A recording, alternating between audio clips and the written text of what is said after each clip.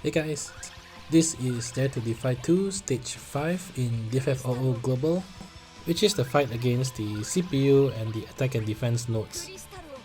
This fight is actually pretty straightforward because the boss and each of the minions only have 60 million HP each, which is actually quite low, and you could actually use Penelo and Enna Kros to defeat them before they get a chance to do anything.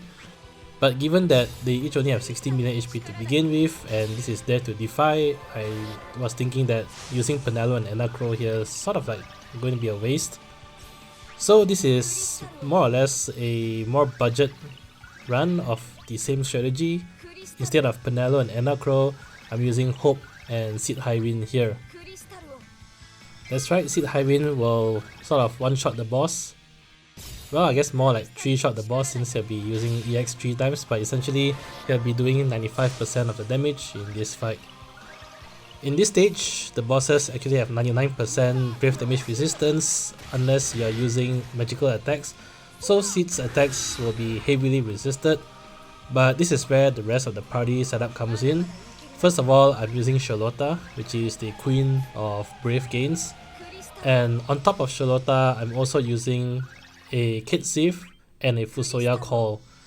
All of these three elements combined allows Cid Highwind to cap out on his damage even if he's doing 1 brave damage per hit, because he'll actually be getting tons of brave gains and he'll be relying on that instead of brave steal for his damage.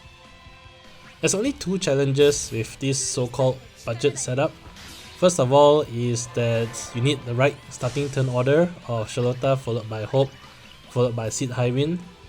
If you don't really mind the turn counts, you can have Cid Highwind start first as well and just have his first turn using AA and LD. The second challenge is that you need the Bahamut summon meter to be fully charged by the time Cid Highwind gets his turn.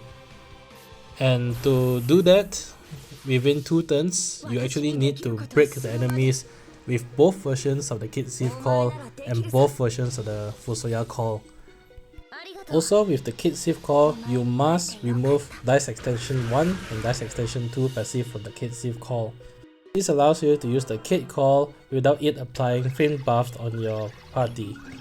By using 2 Sherlotta EX, you can actually break the bosses with the Cait base call and get some break bonus onto the summon meter that way. After which, just spam more turns with Sherlotta and then re-break the boss with Cait LD call. Coming to Hope's turn, same thing, you want to spam Shell until the bosses region get brave, and then as you can see, I use the FuSoYa base call to break them, and then right here I'm sort of going all over again so that I can re-break them once more time. For Hope, I remove Protect Lite passive. This allows him to pass his turn to Cid Highwind using Protect.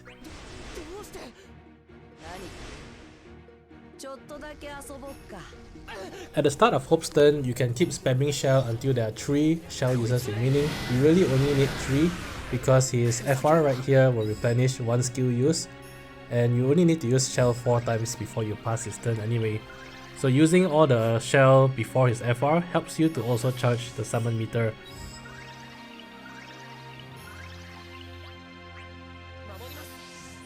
As mentioned, I'll be using Shell until there's 6 turns of force time remaining. After that, I'll be using the FuSoYa LD call, which nicely re-breaks all the enemies again, and then I can end Hope's turn using Protect. If done correctly, Cid Highwind will start his turn with 4 turns of force time remaining.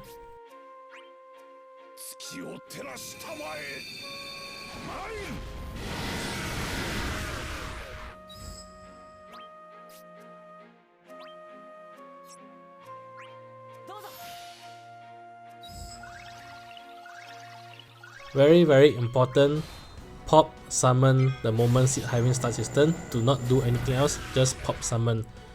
And you want to pop summon especially before you do the Luna Freya LD call.